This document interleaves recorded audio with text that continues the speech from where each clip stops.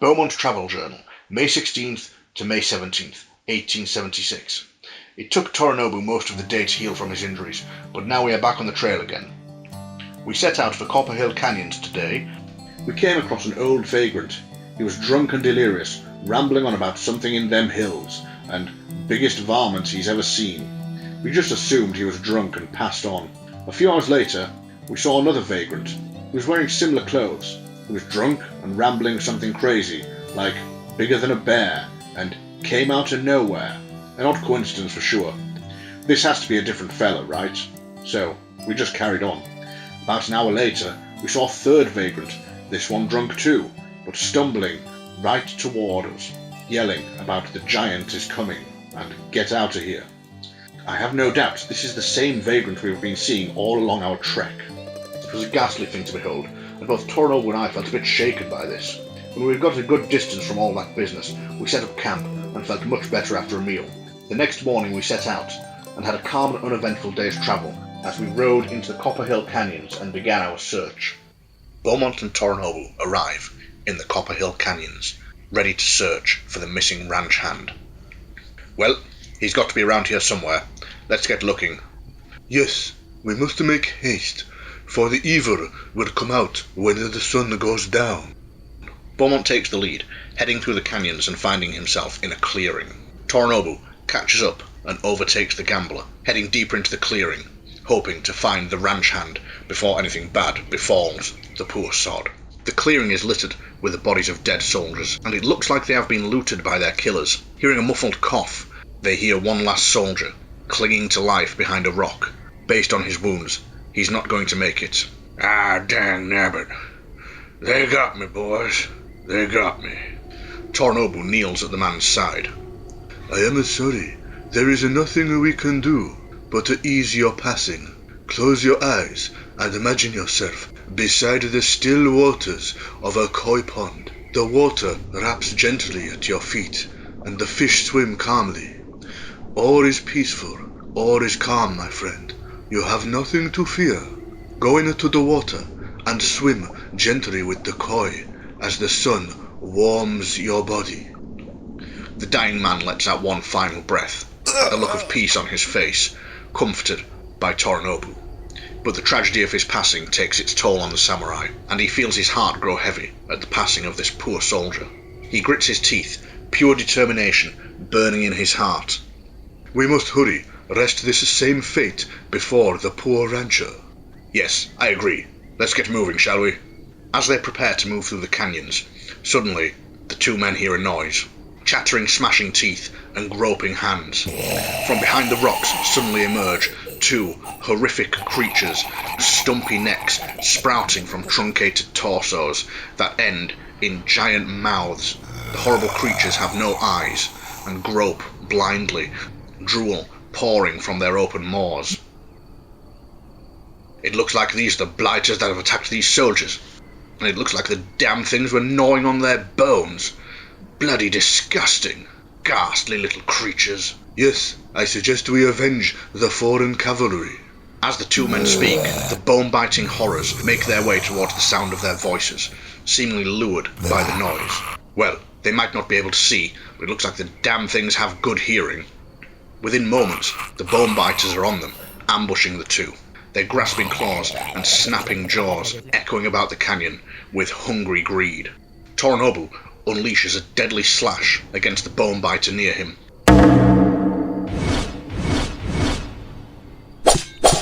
It cuts deep into the meat of its body, but its thick hide absorbs the blow, and the creature remains on its feet, gushing blood but still alive and enraged by the attack.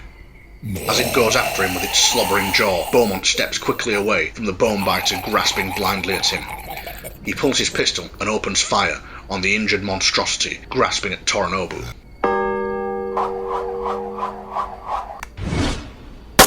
The bullets punch straight through its thick neck and almost sever what passes for its head, leaving the horrid thing twitching on the ground as a gory mess. Drawn by the sound of the gunshot, the remaining bone biter makes its way towards Beaumont, still clawing blindly at the rocks and the earth as it tries to get its hands on the gambler. Beaumont manages to avoid its attacks and flees, joining up with Torinobu. He turns his gun on the creature and opens fire.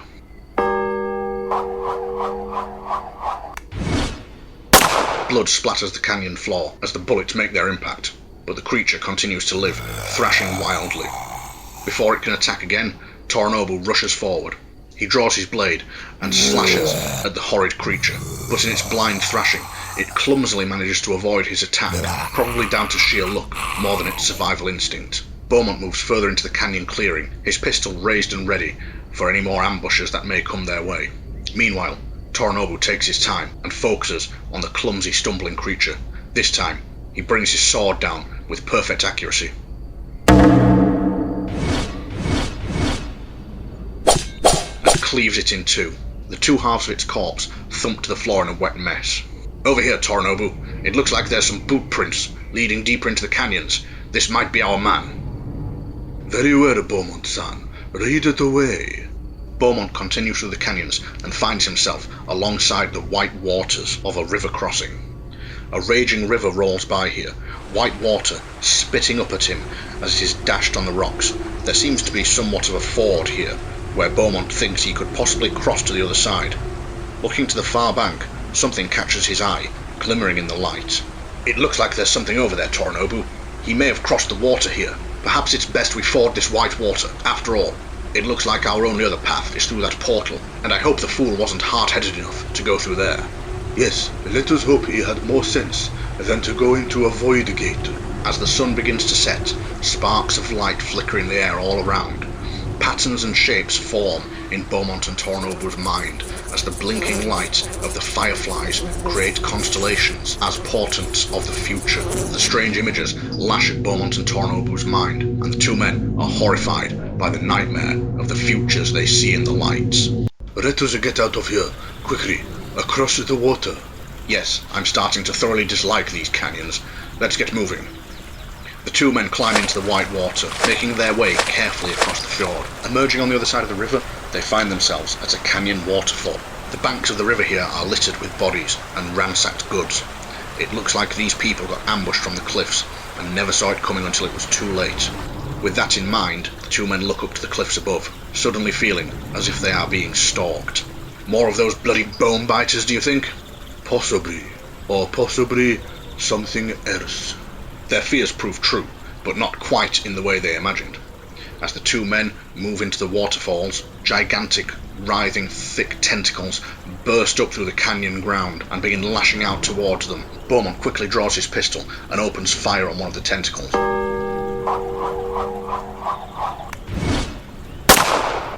His bullets pulverize it and leave the thick, truncated appendage as a quivering mess on the ground. The two remaining tentacles retract back into the ground and moments later burst up through the rock and earth directly in front of the two men. Torinobu is taken completely unawares, shocked by the sudden appearance of this giant, writhing monstrosity. It lashes out at him with great fury, and before he can defend against it, the tentacle wraps around him and begins crushing the life out of him. Within moments, his body goes limp and it relaxes its grip as the samurai collapses to the ground.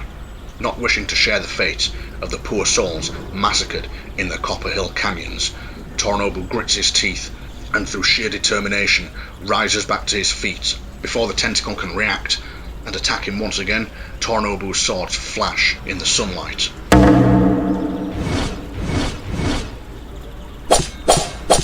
And slice the tentacle to pieces, leaving nothing but chunks to fall into the water and be washed away. Meanwhile, Beaumont manages to dodge away from any of the swipes of the tentacle attacking him. He gets close to the creature and unloads a full cylinder from his pistol.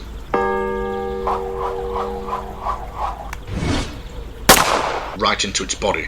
It collapses into a slimy mess, twitches a few times, and then stops moving. Right, well, that's that dealt with. I suggest we get moving. This bloody canyon is a death trap. Although, I should have known that being so close to the ruins of Brimstone, things are always worse up this part of the county. Yes, we must move quickly. Torinobu begins to make his way through the canyons, finding a long, winding passage that heads off deeper into the countryside. Meanwhile, Beaumont heads down another of the canyon's valleys and finds, not far from the riverbed massacre, is a box canyon. A broken wagon rests here, overturned and splintered. Broken crates and smashed barrels litter the area. Perhaps there might still be something of value in the wreckage. Beaumont quickly searches through the broken wagon and uncovers a crate of goods containing some flash powder and some of Saxton's tonics. "I'll just help myself to these if you don't mind," he says, stuffing them into his travel satchel. He continues further into the box canyon and sees, lying not too far from the broken wagon, a young man hiding behind a rock. "Oh, thank God. Finally, someone else who's alive. We gotta get out of here." "Yes, don't worry, old boy. Some of the chaps in Seraphim sent us out here to find you. You gotta get me out of here. This place, it's swarming with monsters. I've never known anything like it." Up ahead, an ethereal mist forms in the depth of the canyon. Beaumont is curious as he hears a strange chiming like a tinkling of many small bells. "What the devil is that?" he says, as from the mist, suddenly, strange shapes begin to take form. Feathered wings, black as ebony, flutter gently in the mist, and shining steel swords reflect an unnatural light. From the mist emerge a contingent of Tengu. Beaumont, unfamiliar with such creatures, shouts to Torinobu. "Torinobu, there's some strange bloody birdmen over here. I think you might want to come and take a look." "Birdomen?" wonders Torinobu aloud. And then, through the mist, Beaumont sees a strange, ghostly creature emerge. As it gets closer, he realizes it's a woman in a long dress, a dress not too dissimilar to the style worn by his samurai friend. Her face is ghastly and pale, but more peculiar is her hair. Huge tangles of black hair cascade down her back and all around her. There must be at least 20 feet of it, flowing like some ethereal cushion beneath her that she levitates upon. The ghastly spectre lets out an ear-piercing screech, and then, as if all this wasn't bad enough, out of the mist emerges a giant, hulking creature, skin red as blood. The horns sprouting from its head make Beaumont take pause. For a moment, he thinks he is looking at the devil itself. "What in the name of God is going on here?" he says. Before he can get off shot with his pistol, the feathered birdmen swoop across the canyon at great speed, their feathered wings whipping the ethereal mist up all around him. The creatures are so fast, he doesn't even realize some of them have swooped right past him and gone straight for Torinobu. Meanwhile, 3 of them set themselves upon him, swinging their swords wildly. While Beaumont struggles to avoid the slashing swords of the Tengu, Torinobu draws his own blade. "Begone, demons of my past," he says, and with a furious swipe,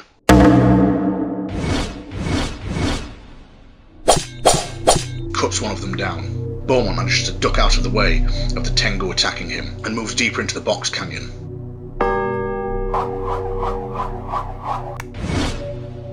Torinobu rushes to catch up and help in the fight. Unfortunately for Beaumont, he finds himself surrounded as the giant demon closes in on him alongside the ghostly spectre. "Bloody hell, there's only one thing for it," Beaumont says. He pulls a stick of dynamite from his satchel and lights the fuse. He hurls it at the birdmen attacking Torinobu.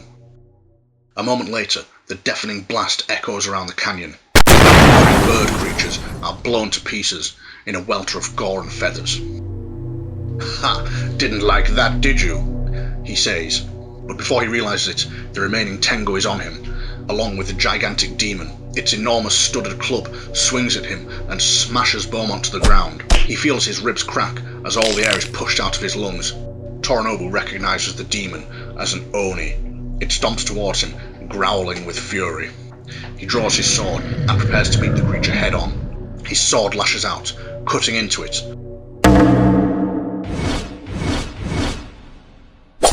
It's not enough to fell the demon, as it brings its kanabo at him and smashes him painfully in the arm. Meanwhile, Beaumont struggles back to his feet, just in time to see the ghostly spectre float off through the canyon towards Torinobu. He wastes no time. Seeing the giant demon has its back turned to him, he opens fire.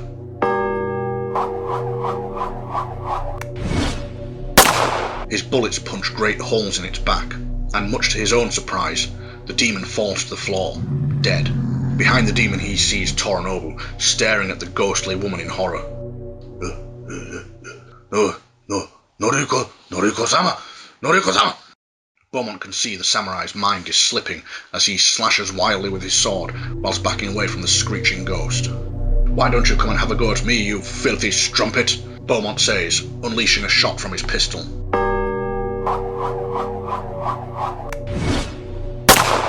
The ghostly woman is distracted and flies towards Beaumont, her hair whipping and lashing out at him, causing great wounds to open up across his arms and chest as the razor-sharp hair strikes him. Torinobu seems to come to his senses. Seeing the gambler being attacked, he rushes forward. His swords blaze in the sunlight.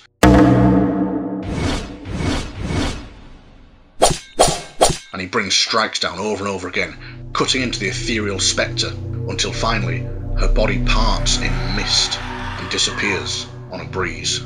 Beaumont struggles to recover from his wounds and sees that in the confusion of the fight, the young ranch hand has fled. What the bloody hell was that? The samurai kneels down in meditation and is silent for a long moment. Those were the demons of my land, the creatures unleashed by Akuma no Jin. What the hell are they doing here? They came for me. That woman is the spirit of Noriko-sama. Her vengeful ghost has followed me these past 10 years. Sometimes she is just a nightmare, but others she becomes fresh and tries to take me to the land of Yomai. Yomai? It is what your people might call hell. Right, well, I suggest we get out of here before they decide to try again. Most agreeable. I am sure the wrench hand will make his way home safely without us. We must go to Masthead. Beaumont's Travel Journal, May 18th to May 20th, 1876. We set out for Masthead, and fortunately, Fort Burke was perfectly positioned along our route, so we were able to sleep in the relative safety of the fort's campsite and stock up on provisions for our travel. The next morning, we continued our journey until black wings darkened the skies. A swarm of rancid-looking bat things, native to some other world no doubt, suddenly caught sight of us and swooped down. The accursed little things were trying to steal our equipment, nipping and pinching with their claws and teeth. Thankfully, though, we managed to avoid them, and with a few pistol shots and sword swipes, we sent them packing. We arrived at Masthead, to a town left in disarray, corrupted and twisted. This Akuma no Jin, the heretic preacher, had already moved on, leaving destruction and horror in his wake. He has escaped me once again, Torinobu says. I don't think the people of this town will help us either. Chin up, Tori, old boy. We will find him eventually. Then where do we go now? It's a long way, but I say we both have a score to settle. Score to settle? Yes, with those hungry dead. I say we go back to the tombs, and this time I'll be taking this.